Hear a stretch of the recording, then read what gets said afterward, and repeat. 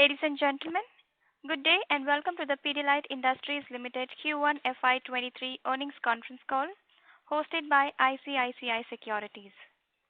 As a reminder, all participant lines will be in the listen-only mode, and there will be an opportunity for you to ask questions after the presentation concludes.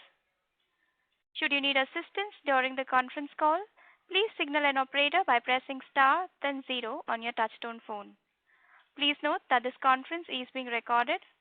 I now hand the conference over to Mr. Arun Baid from ICICI Securities. Thank you, and over to you. On behalf of ICICI Securities, I welcome you all to the Q1 FY23 post-results phone call. From the admin side, we have Mr. Bharat Puri, Managing Director, Mr. Sudhanshu Vats, Deputy Managing Director, and Mr. Sandeep Batra, CFO. Now I hand over the call to Mr. Batra for opening remarks, post which the floor will be open for Q&A. Over to you, sir. Thank you, and good afternoon, and a warm welcome to all those who have joined the call. I take great pleasure in sharing my opening comments on the first quarter results, which were approved by the board at its meeting yesterday. First of all, delighted to share that on a consolidated basis, the company crossed the milestone of 3,000 crores in revenues for the first time. This represented an over 60% growth over the same period last year, a combination of higher volumes and measured price increases. Consumer and Bazaar growth was across all geographies and categories of adhesives, construction chemicals, and DIY portfolio. B2B growth was also strong across all verticals. While input costs remained elevated, sequential EBITDA margins remained constant on account of calibrated pricing, higher volumes, and effective cost management actions. Now I'll share a summary of the financial performance for the quarter ended June 2022. On a consolidated basis, net sales were 3091 crores, a growth of 60.3% over the same period last year. Consumer and Bazaar segment grew by 63.9%, with B2B segment growing at 49.8%.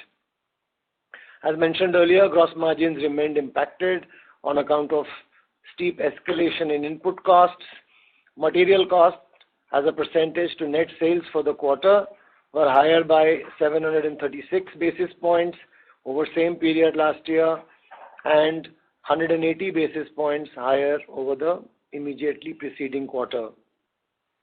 EBITDA for the quarter was 529 crores, a growth of 52.3% over the same period last year. Profit before tax and exceptional items was at 473 crores and increased by 63.3% over same period last year. I'll quickly touch upon the standalone financial performance, where net sales at 2778 crores were higher by 62.5% over the same period last year, with sales volume and mix growing by 44.3%. Consumer and Bazaar sales were higher by 66.6%, with an underlying volume and mix growth of 49.2%. The B2B segment grew by 50.5%, with an underlying volume and mix growth of 28.9%. The prices of our key raw material, vinyl acetate monomer, VAM, have continued to increase during the quarter. Q1 consumption rates were $2,230 per metric ton versus $1,608 per metric ton in the same period last year. EBITDA before non-operating income for the current quarter is at 487 crores, higher by 50.3% over same period last year. Profit before tax and exceptional items at 443 crores grew by 58.8% over the same period last year. I'll quickly now touch upon the performance of our subsidiaries starting with the overseas and international subsidiaries, which maintained positive growth momentum and reported high double-digit constant currency revenue growth, largely due to judicious pricing actions. Subsidiaries in Asia reported higher sales and EBITDA, whilst the Africa subsidiaries continued the growth momentum. The subsidiaries in Americas reported higher sales, but EBITDA was under pressure due to higher input costs. The domestic subsidiaries registered good sales growth. However, the EBITDA margins of the B2B subsidiaries in India, they remained under pressure due to higher input costs. While the near term remains challenging, we remain cautiously optimistic on the medium term, given the recent softening of input prices led by lower oil prices, a good monsoon, and a continued good demand conditions in the housing and home improvement sector. Our focus continues to be to deliver broad-based, profitable volume growth. With this, I come to the end of my opening remarks. Open the floor for questions. Thank you very much. We will now begin with the question and answer session. Anyone who wishes to ask a question may press star and 1 on their touchtone phone. If you wish to remove yourself from the question queue, you may press star and 2. Participants are requested to use handsets while asking a question. Ladies and gentlemen, we will wait for a moment while the question queue assembles. Thank you.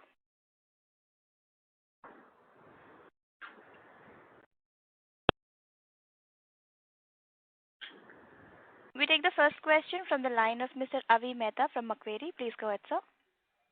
Hi, sir. Am I audible? Yes, you're audible. Yeah, hi, sir. Sir, I just wanted to understand, the comment a bit on the near-term challenging situation, because it seems you've indicated that demand is positive clearly from the performance. Input costs are also moderating. So would love to hear why you have shared a challenging situation for the near term.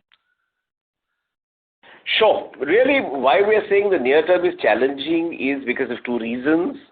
Reason number one is that quarter one of the year is when we have seen the highest input costs, all of the inputs bought in quarter one, a large part of the inputs will be consumed in quarter two, and therefore quarter two from a near-term perspective is challenging, because from a margin perspective it would remain challenged. The highest raw material cost that we believe we will see will be in this quarter. That's one reason. The second reason is largely given that, on a year-on-year basis, all building materials have seen substantial inflation. We are seeing some amount of slowdown / moderation of growth in the rural / small towns.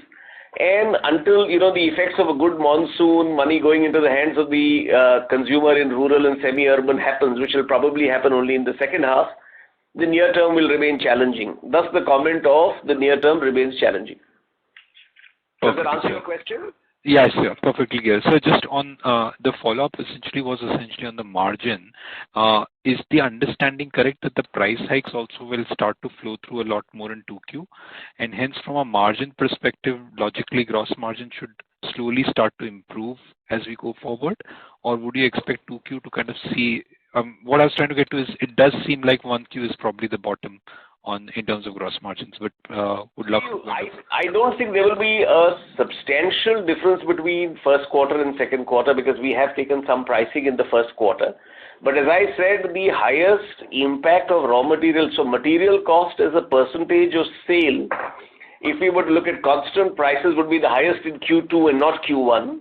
Having said that, let's see how the product mix works out and how consumption works out. But it's not going to be significantly better or significantly worse. It will probably be in the same range.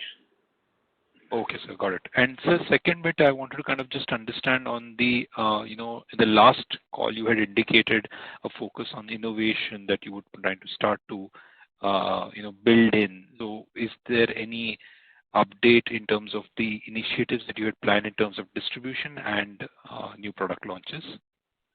See, first I'll tackle distribution. Yes, on distribution, we have continued our strong investment, especially in the smaller towns and rural India. As we speak, we now have more than 7,500 Pidilite Ki Duniyas in rural stores in villages which have a population of between 5 and 10,000.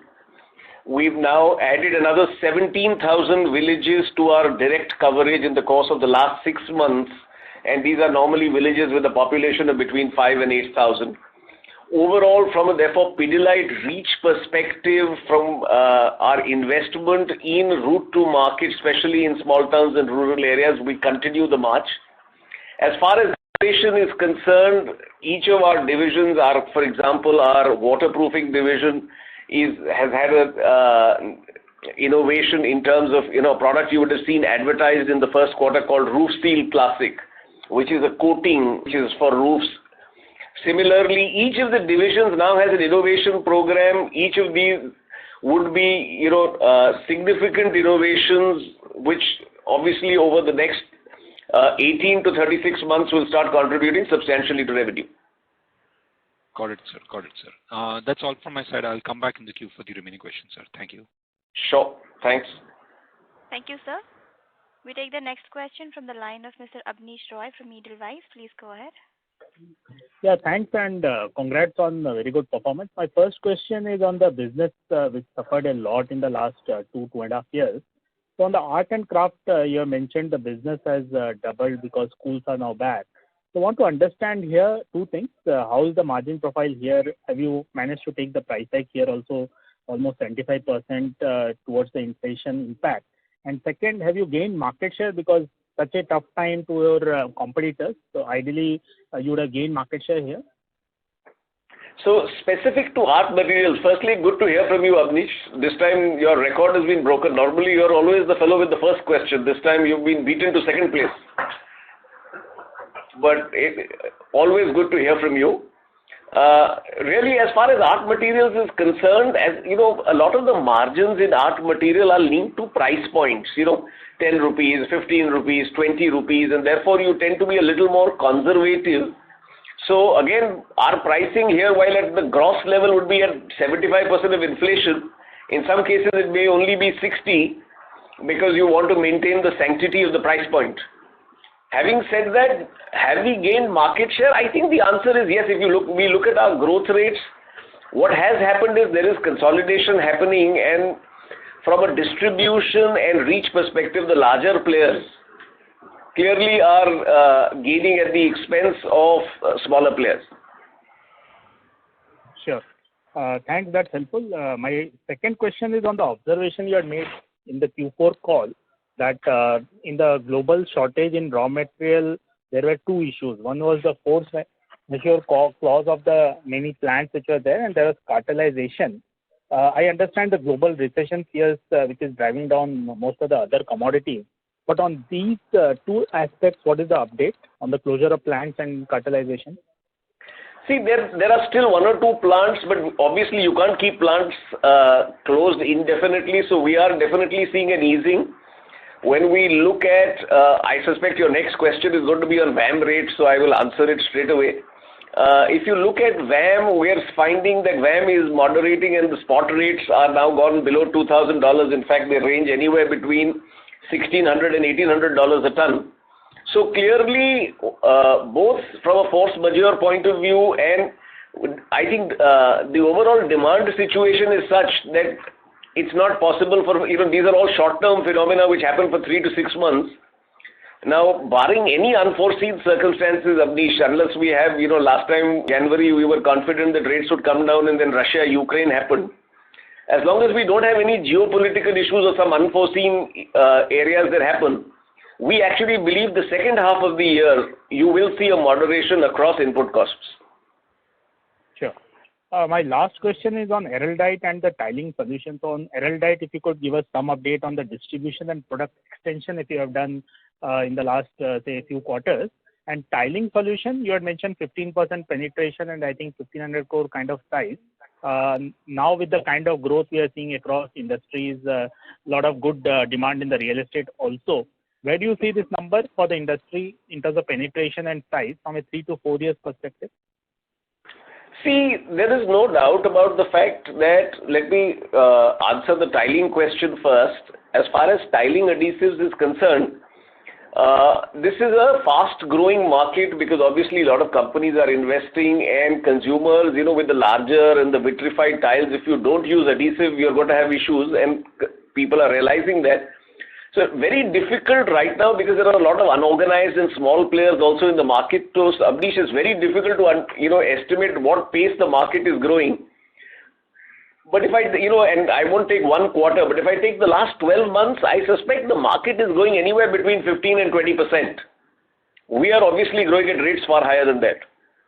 As far as Araldite is concerned, our march continues. We have now started introducing Araldite in small towns and rural in the first quarter of this year. In one of the regions, we've done that. We've tested. We're moving forward. The good news is that Araldite continues on its growth path. We continue to register strong growth on Araldite, and we still believe there is a large amount of sales and distribution still to be attained even before we go into innovations of marketing, etc., which you will see in the second half. You will also see, Araldite being blessed with traditional Pidilite advertising, so wait and watch. Sure, that's very helpful, sir. Thanks a lot. Thank you. We take the next question from the line of Mr. Trilok from Diamond Asia. Please go ahead, sir.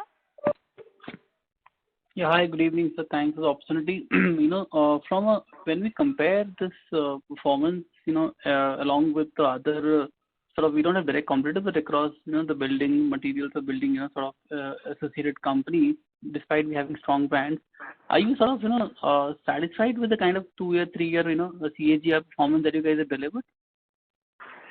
See, I first want to just clarify this because this keeps getting asked. The thing with Pidilite is because we have no like-to-like apples-to-apples comparison, you fellows keep comparing us with different building material fellows. Largely, as far as we're concerned, you keep comparing us with paints. Why we are not an apple-to-apple comparison, and this is especially for my friend Avi Mehta, who always uses this comparison. The fact of the matter is that 15% of our business is B2B. Another 15% of our business is FMCG. So really 70% of our business is what I would traditionally call bazaar, and even in that, therefore, I would say pretty much half our business compares to paint, another 15 to 20% compares to FMCG, another 15 to 20% compares to both projects as well as traditional B2B. Now, when I look at, therefore, our own internal standards over a large period of time, today if I look at the end of the first quarter, and obviously we're not looking at 1 quarter's growth, when I look over a 3-year period, across both my B2C businesses and B2B businesses, we have healthy double-digit growths. We've got obviously access to all of the peers' numbers, and we continue to be in the top quartile. Please remember that we don't, add back, we actually equal volumes for value. If we were to add back the volumes of, say, tile adhesives, etc., our volume growth would actually be 1.5 times what they are today, but that frankly is not a fair comparison. So at an overall level, are we satisfied? Yes. Could we, can we be happier? Definitely we can be happier. When I don't tell my teams I am satisfied, but at an overall level, all our numbers and our indications show that we are in the top percentile or the top quartile of performers, and that keeps us happy.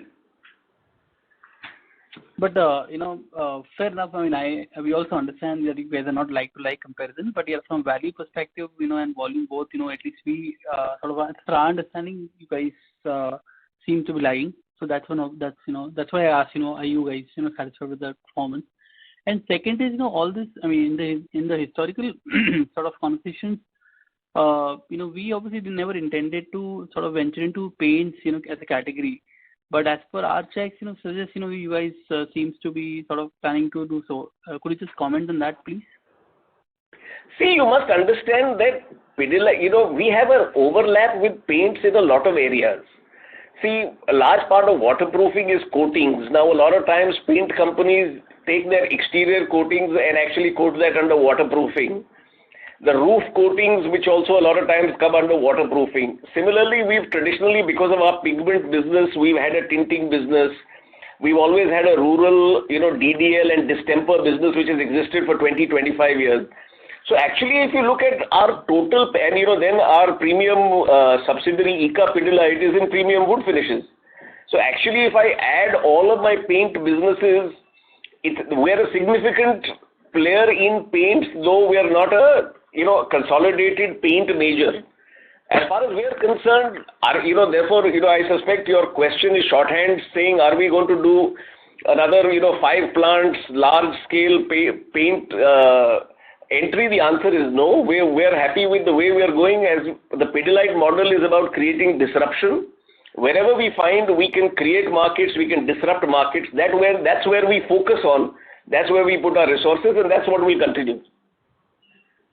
So the understanding of you getting directly into paints is not true as of now, correct?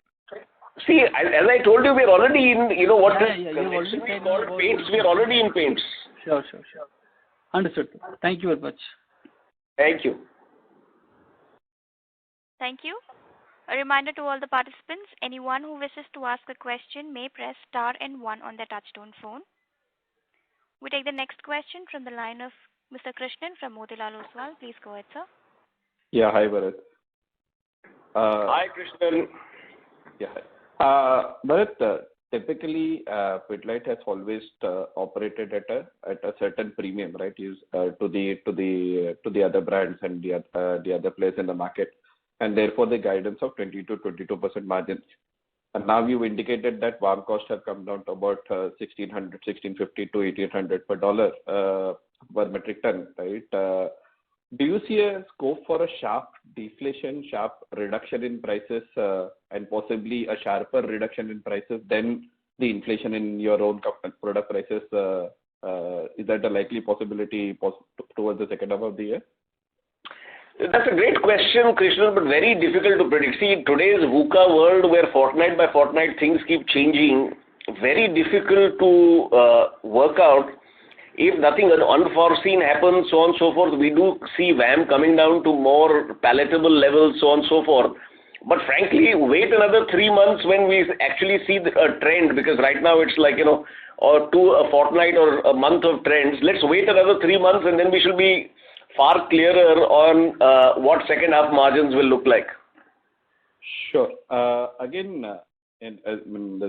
going in the same vein, right? You had indicated in the last quarter that the unorganized and smaller players were more adversely affected, right, from a commodity cost perspective. Do you see a scope for competition increase in the second half of the year and beyond, or again, is it too early to say?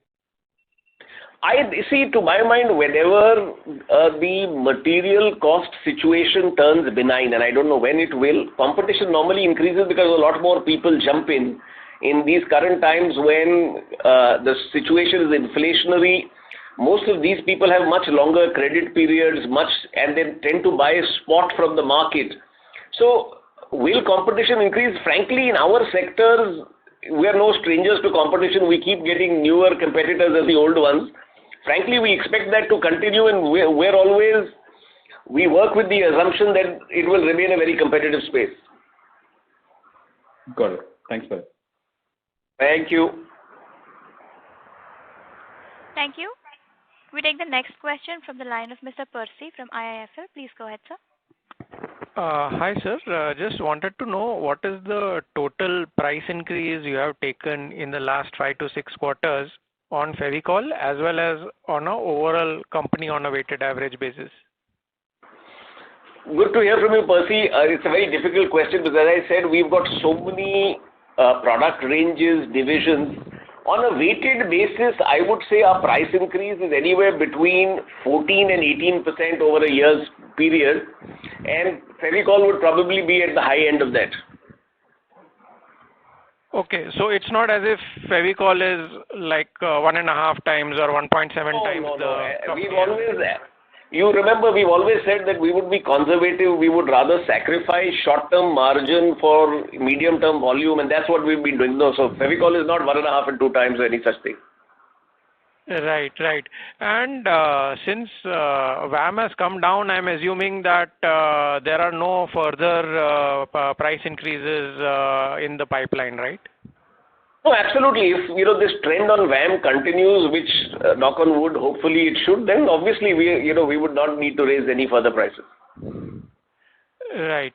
Secondly, I just wanted to understand some of the niche or rather smaller brands that you have, but on which you're focusing for growth.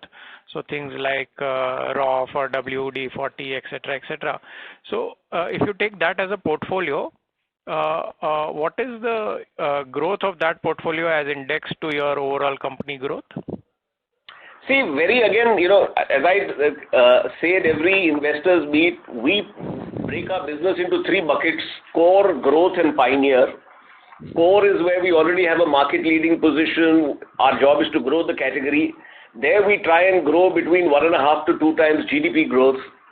In growth categories where we are competing against non-consumption, things like waterproofing, things like, for example, floors, joineries, etc., we try and grow at 2 to 5 times GDP. And third is pioneer categories where we want to achieve a certain minimum size. That minimum size normally is 100 crores in 3 years.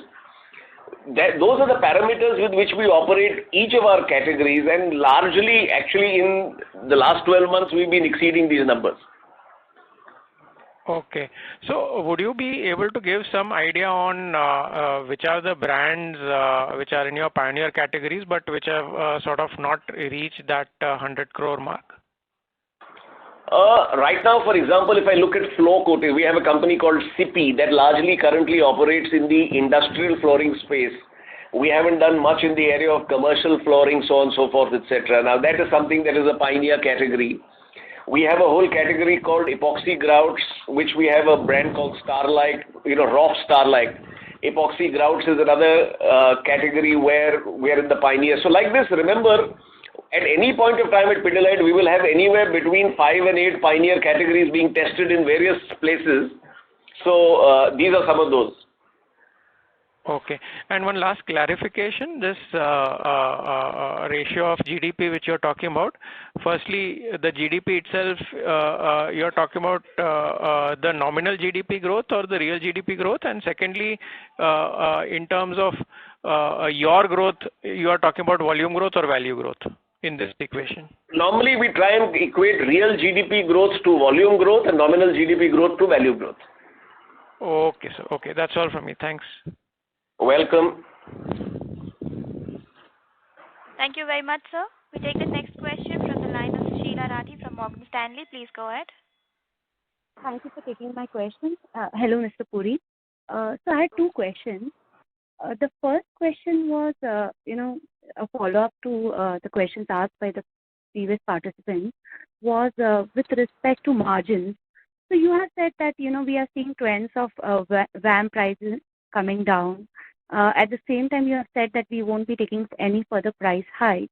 So in order to for us to go back to the pre-COVID level margins or the high margins of the past, do you think we are at a point where operating leverage will be the key driver of margins going ahead? I think, firstly, good to hear from you, Sheila. I think that's a great question.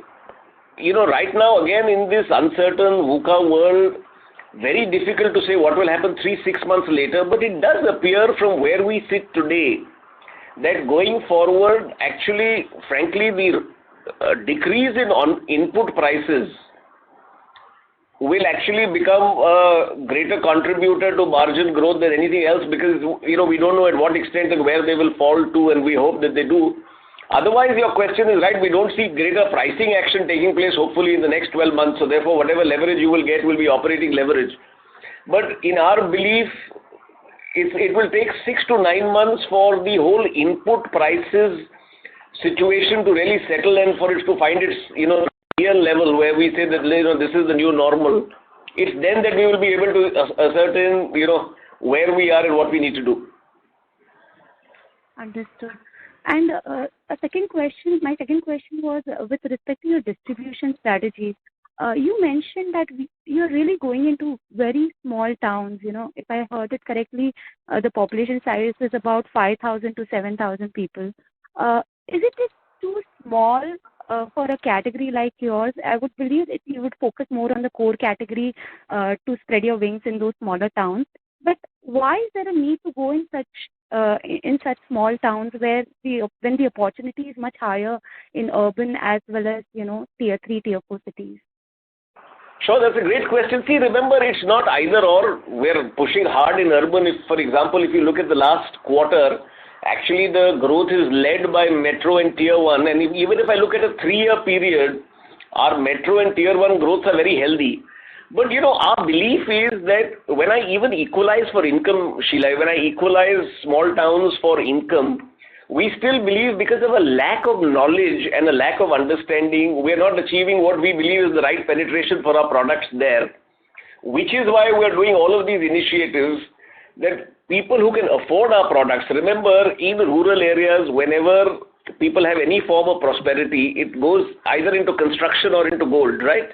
Now, construction is right up our sleeve, and therefore, if they do the right waterproofing at stage 1, then we've got trained users right from the base of the pyramid. The second thing, of course, is that any objects that they have, remember, reuse is a much bigger thing in rural areas, whether it is your agricultural pipes for which we have solvent cement, whether it is objects at home for which we have, again, a whole range of glues. Our belief is that, listen, we must keep investing in this market. While we continue, urban and tier 1 is easier to focus on. By no means are we taking our focus away from that, but it's and rather than either or. Understood. If I may just ask a follow-up question, what would your mix be with respect to urban and rural currently, revenue mix? See, very difficult to say because of the extent of wholesale, but on a broad level, it will be 2/3, 1/3. All right. Thank you. That's it from me. Thank you. A reminder to all the participants, anyone who wishes to ask a question may press star and 1 on their touchtone phone. We take the next question from the line of Mr. Ritesh from Investec. Please go ahead, sir. Yeah, hi, sir. Thanks for the opportunity. So my first question is in continuation to the one of the prior participant. So I'm just trying to put my head on basically diminishing marginal returns. You indicated focusing on more villages with lesser population. I'm just trying to understand how do you look at the size of the market, the investment, and what do you expect out of it? If one had to put it in numbers, how should one understand that? That's a great question, Ritesh. See, we have a whole system where we actually have divided the country into a whole set of sub-states based on economic prosperity, and we obviously have surrogate measures of economic prosperity. Against that, we plot the penetration of our products in these sub-states, and then based on obviously a system on where we believe the greatest bang for our resources is, we prioritize a set of sub-states. So it's a fairly evolved system. I won't pick it here, but obviously your question is the right one. In a country as large as India and as widespread as India, how do you prioritize and make sure that you are not pushing water uphill? We've got a fairly evolved system over time where we realize that, listen, if a place has this kind of economic potential, this is what is our rightful share, and if then based on where we are, try to prioritize and say, listen, this is what we'll take up in stage 1, we'll do something else in stage 2, etc., etc. Like, for example, in places like Bihar, we are actually working with HUL, where we are using their Shakti platforms to actually take forward our products, because we realize that it's not viable for us to do the same. So like this, we keep putting various experiments in place. Our whole objective remains that make sure that the first mover and first user advantage remains, that any consumer in the smallest of small towns starts with Pidilite and hopefully stays with Pidilite. Sir, can you detail the HUL platform that you indicated in Bihar? Sorry, I could not comprehend it. HUL has this concept of the Shakti, where they have the Shakti Ammas who go to the small towns and villages, etc. We're trying to work with them in a partnership with them where they sell not only HUL products but our products also in Bihar. Okay. Sir, if I have to put the question, if I just flip it around, we have a basket of SKUs. how do you look to cross-sell the number of SKUs? That's one. Or the other way to look at it is if you're targeting a village with a population of, say, 5,000 to 10,000, is there a metric that we look at it to target on a per capita basis to make sense to go into the hinterlands? So there are two questions. One is per capita, and second is extent of ability on cross-selling SKUs. See, the first one, frankly, the per capita one is the one that we use, but we don't use a simple measure of per capita. We use what is called per capita economic potential, of which and how much of it are we actually accessing. As I said, we divide this into substates. Those substates we assess the economic potential and see against that potential how much of that are we penetrating. As far as cross-selling is concerned, actually in the smaller towns and rural areas, it is much more easier because the outlet tends to be the same. See, the guy in the small villages sells, kirana year-round, and then he sells various seasonal products and sells stuff with building materials. So therefore, accessing these outlets and cross-selling is not a problem. Okay. So would it be possible for you to quantify per capita economic potential that we look at? See, it's again, as I said, it's different for different substates. Maybe at in a different meeting we can do that and take you through ours. But it's a fairly evolved, and I would say we have a lot of intellectual property invested in there. Okay. Sure. So my second question is, you emphasized on disruption. It has always been disruption when it comes to Pidilite. You did elaborate that we are in paints in different forms already. But if we really had to be in paints, what would disruption mean over here to Pidilite? See, disruption would mean, if I was to go back in time, if we were the first guys with tinting machines, that would be disruption, right? Right. So things that disrupt the market where you become a one or two player where the others don't have a chance of, in a sense, catching up with you. That is disruption to our mind. Or if you had some miracle products, so on and so forth. I'm just thinking aloud given my old background in paints. But anything that where you get a aha either from the consumer or the user or the seller or all three of them. Okay. Sure, sir. This helps a lot. Thank you so much. Thank you. Thank you very much. We take the next question from the line of Mr. Rishi Modi from Marshall Investment Manager. Please go ahead, sir. Hi, sir. So just wanted an update on understanding in the past 3-4 years, right? We've seen a lot of these paint players and a lot of hardware building materials players coming into the white glue segment, and which is your core category. So just wanted to understand share loss to the likes of Asian, Berger, Astral, or are they taking the share from the unorganized sector? That's a great question. We've been obviously keeping a close watch on them. Frankly, the only player that is actually put some volumes which are significant out there is Asian. Asian, uncharacteristically so, is actually operating at the bottom end of the market. Their current pricing is,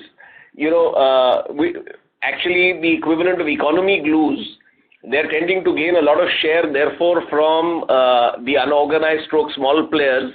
But if you look at our growth rates, and again, I'm not looking at growth rates only over this quarter.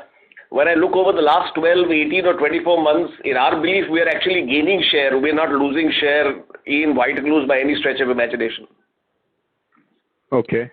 And so on the waterproofing front as well, there's been a lot of aggression by the paint players. They're trying to do something which will replace Fix-It. So just wanted to understand what kind of projects is Fix-It getting used in, what kind of projects is Asian's waterproofing getting used in, and have we lost any market share out there to the likes of Asian, Berger?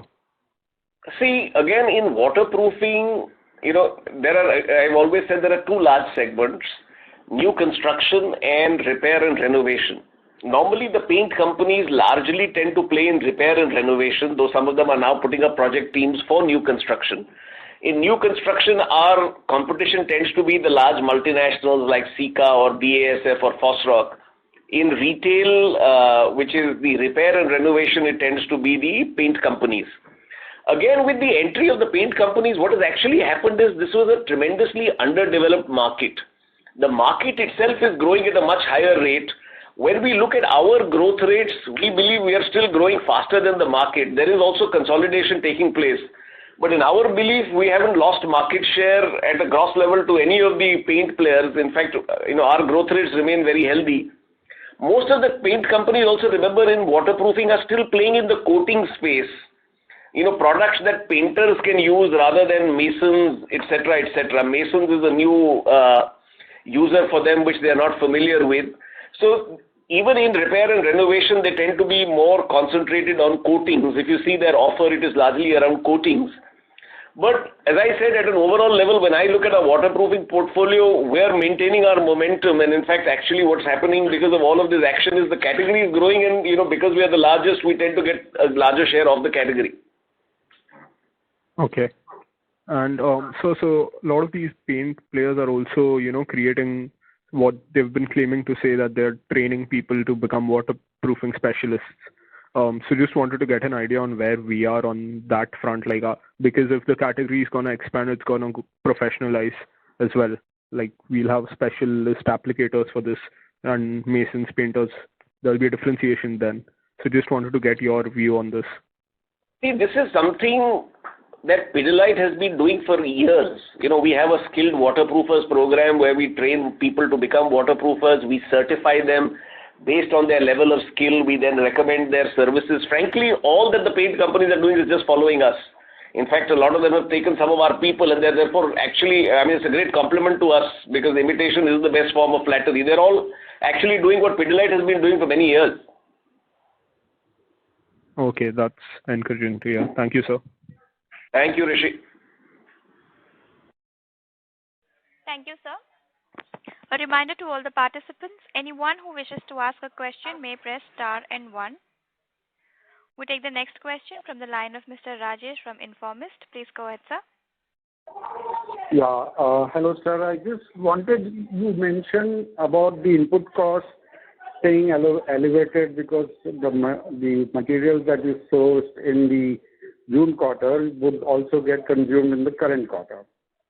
So, will it be possible for you to give us a sequential what was the sequential rise in your cost of production in the June quarter, and how much do you expect the rise to be in the September quarter, the sequential rise?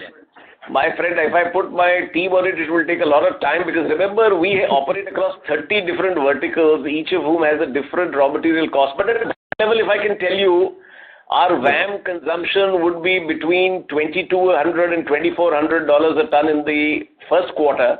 In the second quarter, it will probably be between $2,300 and $2,500. Okay. That's all. That was the only question. Thank you. Thank you. Thank you, sir. We take the next question from the line of Mr. Amnish Agarwal from Prabhudas Lilladher. Please go ahead, sir. Yeah. Hi. So I have just one question on the demand. So if you look at this quarter, our volume growth has been pretty healthy, both in consumer and bazaar as well as in the industrial side. Now, if I look at particularly, say, our top line growth trajectory, so first time around, we have now crossed the 3,000 crores. Like last year, 3Q, which is usually perceived to be the festival quarter, we were at 2,800. So is this, you can say, this kind of volume growth or the uptick we have seen, is there some one-off kind of an element, or we should consider it as a new base and then we try to build upon this? And is there demand so strong that it will continue like this? See, that's a good question. I, again, will remain cautiously optimistic. To our mind, in this first quarter, there has also been a certain element of pent-up demand. And obviously, when you are comparing bases, you are comparing versus 2 months of last year to 3 months of this year because, for 1 month, COVID was closed. Having said all of that, clearly we are seeing some tailwinds in terms of good housing demand. We are seeing that post-COVID consumers are investing a lot more in their homes, be it in repair, be it in renovation, be it in upgradation. We are seeing an upsurge in the whole real estate sector. And, clearly you're seeing organized real estate and commercial real estate see some upside. On the other hand, the headwind is inflation, my friend. And, we all know that any emerging market, inflation will always moderate growth. Now, across building materials, if you were to build a home between last year and this year, I don't have the exact numbers, but I suspect your costs are up anywhere between 12 and 25%. And therefore, that does tend to impact volume growth. I think the next 6 months will show where does really the new normal come to. Our focus will be obviously therefore on profitable volume growth, because once if we are able to make sure that we are getting volumes, it will be then we will have reached the next phase of growth. Okay, sir, that is pretty useful. Just one thing incremental on this, because we have been doing a lot of innovations, new launches. So what could be the share of, say, top line from the products which we have launched in the last couple of years or last 2-3 years? See, let me say that number is a confidential number, but it is a significant percentage of sales. Okay, so is it in good double digits? No. If it was in double digits, my friend, then our growth should be something. It is as a percentage of growth, it will obviously be in double digits, but as a percentage of total, it will not be in double digits. Okay, sir. Thanks a lot. Thank you. Thank you very much. We take the next question from the line of Mr. Divij from Anconia Advisors. Please go ahead. So good afternoon, and thank you very much for taking my question. This might be a bit repetitive, but just to get a sense on tier 2, 3, and 4 cities, you said repair and renovation being one aspect and construction of new infrastructure or homes being another. What do you expect to drive this in, say, the next 1 year? Again, like you mentioned, given the inflation constraints on the consumer with elevated food prices and energy, etc. See, in most tier 2, 3, and 4 towns, new construction tends to drive growth, though repair and renovation is an equal piece during festivals, etc. Whenever the crop earnings, etc., come in, consumers will both repair, renovate, and then add a room or add a terrace and so on and so forth. Based on the inflation, difficult to say, where it will pan out. But I suspect the mix will not change. We'll just have to see where the quantums are, and it will really depend. To my mind, this good monsoon will take another 3 months to play out. In the second half of the year, hopefully you will see a good impact of this monsoon also. Right, sir. Second question, with regards to paint players, and I'm going to dial down specifically on Asian Paints. I think you'd be well aware, given your history with the company. They've sort of morphed their business now, as opposed to traditional coatings and paints, into decorators altogether, where they transform your house end to end, be it from consulting to in-house products available. So does that pose an additional threat as far as repair and renovation and construction is concerned, considering that their distribution network is sizable, as is Pidilite? See, to my mind, it all depends on the scale of their. Currently, they have an initiative which is doing that, but frankly, it's only restricted to large towns, and that also to small parts of large towns. I mean, for it to significantly impact the millions of customers who construct or repair and renovate every year involves a scale which is very, very different. I would say the jury is out as of now. From a distribution perspective, frankly, we believe actually we have a reach which is far deeper than any of the paint companies. Thank you, sir. Last question with regards to your distribution itself, considering you've got such a robust network. If you can give an overview, hypothetically, now that we've seen sort of an erratic monsoon, and I'm doubling down on tier 2, 3, and 4 cities because that's largely the narrative as to where growth is coming forth in the next 3 or 4 years in India. What do you see with regards to monsoon? Because we've seen states like UP, Jharkhand, Gujarat, and Bihar not have the amount of rain that they would essentially expect this year around, where we're saying paddy sown per square foot having reduced by about 13%. Do you think that is a bit concerning, or are you still optimistic for the year to come? See, I think, all the numbers you're giving are the right ones, but Divij, my simple answer to you would be, let's address this question at the end of the monsoon. It's clear that the pattern of the monsoon over years has changed. We seem to have these sudden spurts rather than this constant monsoon. Let's revisit around the 15th of September, and then we'll know where, prosperity is high, where it is, and where it hasn't been good. Very difficult to say currently. Done, sir. Look forward to speaking to you then. Thank you. Sure, thanks. Thank you very much. A reminder to all the participants, if you wish to ask a question, you may press star and one on your touchtone phone.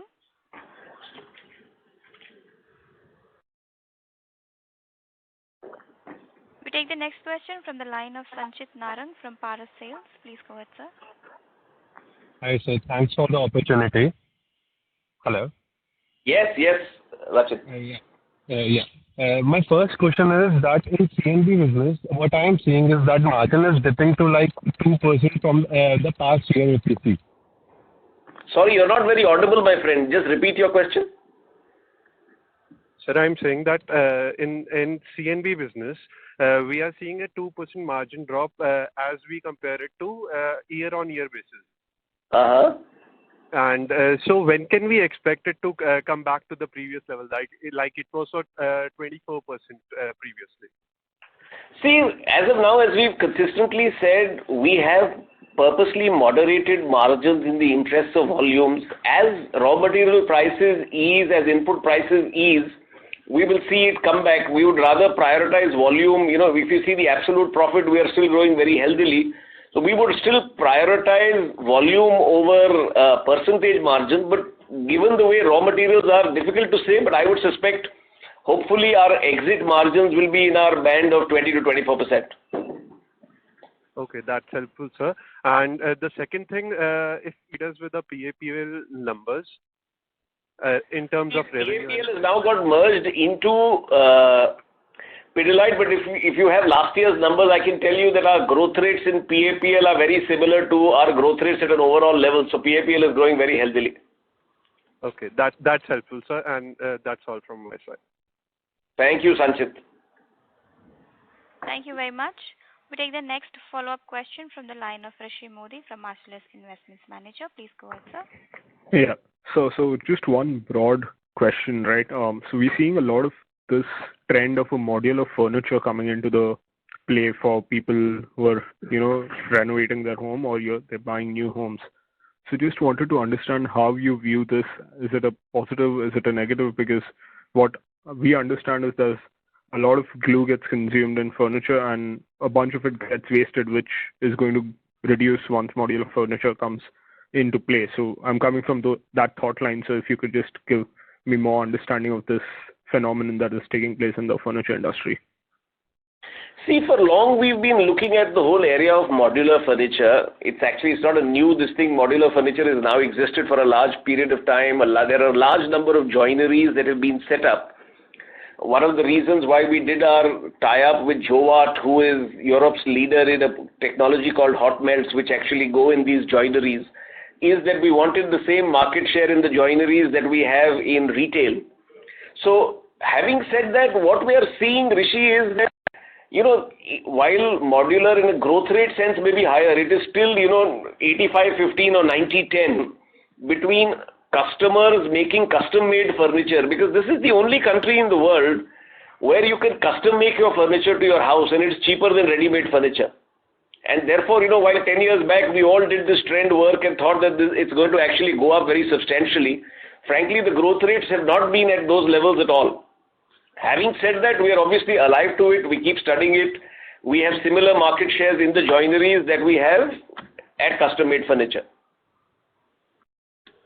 And so, let's say, if I'm to get an idea of how much value of adhesive gets used in a custom-made furniture versus a modular furniture, including your joineries and everything, if, let's say, 10 rupees gets used in a custom-made furniture, how much would be getting used in a modular furniture in totality?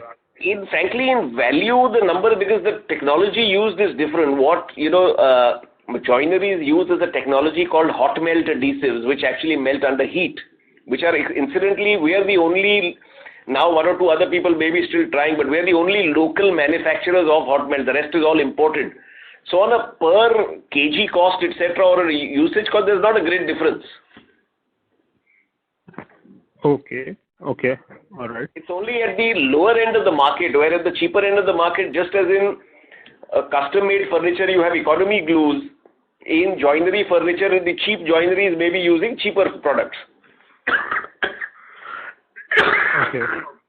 Okay. So, ideally, if modular furniture picks up, over the next decade or so, we should ideally benefit from it, given the current scenario. Of course, there will be prices coming down in the future once more players enter, but the high value items go into modular furniture compared to the custom furniture.